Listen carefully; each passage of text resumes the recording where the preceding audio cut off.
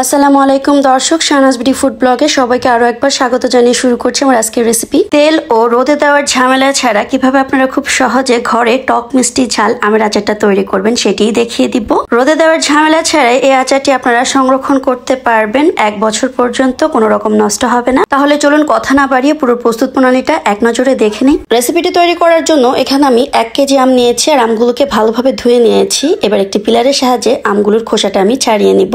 এখানে আমি আমগুলো কিন্তু আগে থেকেই ধুয়ে নিয়েছি, খোসা ছাড়ানোর পরে ধোয়ার কোনো প্রয়োজন নাই। আমি সবগুলো আম এভাবে ছেলে নিয়েছি। এবার আমগুলোকে আমি টুকরো করে কেটে নিচ্ছি। এখানে আমি একটি আম কেটে দেখাচ্ছি। আমটাকে আমি গোল করে কেটে নিয়েছি। এবার ভেতরের বীজটা ফেলে দিব। আমটাকে এমন ভাবে কাটতে হবে, বেশি মোটাও না আবার বেশি পাতলাও না, ঠিক এরকম ভাবে কেটে নিতে হবে।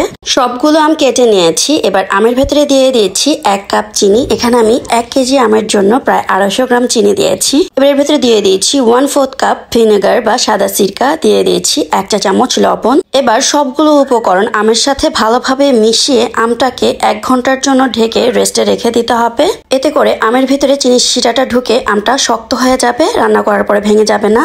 ফিরে আসলাম 1 ঘন্টা পর। চিনিটা কিন্তু সম্পূর্ণ গলে গেছে। এবার আমগুলোকে আমি একটা প্যানে ঢেলে নিচ্ছি। এবার চুলার আঁচ বাড়িয়ে দিয়ে আমগুলোকে কিছুক্ষণ জাল করে নিব। যখন আমের ভেতরে বলক চলে আসবে তখন চুলার আঁচটাকে আমি মিডিয়াম টু লো করে দিব। এরপর এর ভেতরে দিয়ে দিয়েছি 1/4 চা চামচ হলুদ আর 1/4 চা চামচ মরিচের গুঁড়া, এতে করে আমের ভেতরে সুন্দর একটা কালার আসবে। দিয়ে দিয়েছি 1/4 চা চামচ বিট লবণ। এবার হালকা হাতে নেড়ে চেড়ে দিব। এই অবস্থায় আমগুলো নরম আছে, বেশি নাড়াচাড়া করা যাবে না, তাহলে আমগুলো ভেঙে যাবে। এবার চুলার আঁচটাকে মিডিয়াম টু লো এর মাঝামাঝি রেখেই আমগুলোকে জাল করে নিব যতক্ষণ না পর্যন্ত আমগুলো এরকম স্বচ্ছ হয়ে আসছে। এরপর এর ভেতরে মশলা দিয়ে দিতে হবে। এখানে আমি 1/2 চা চামচ পাঁচফোড়ন, 1/2 চা চামচ ধনিয়া, 1/2 চা চামচ জিরা নিয়েছি আর 4টা শুকনো মরিচ। এগুলোকে ভেজে তারপর আধা ভাঙা করে গুঁড়ো করে নিব।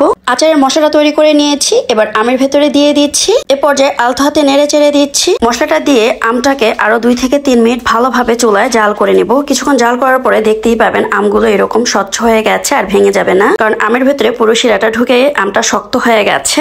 এ পর্যায়ে চুলা থেকে নামিয়ে নিব, তা না হলে কিন্তু চিনি শিরাটা বেশি জমাট বেঁধে আমগুলো আর খাওয়া যাবে না।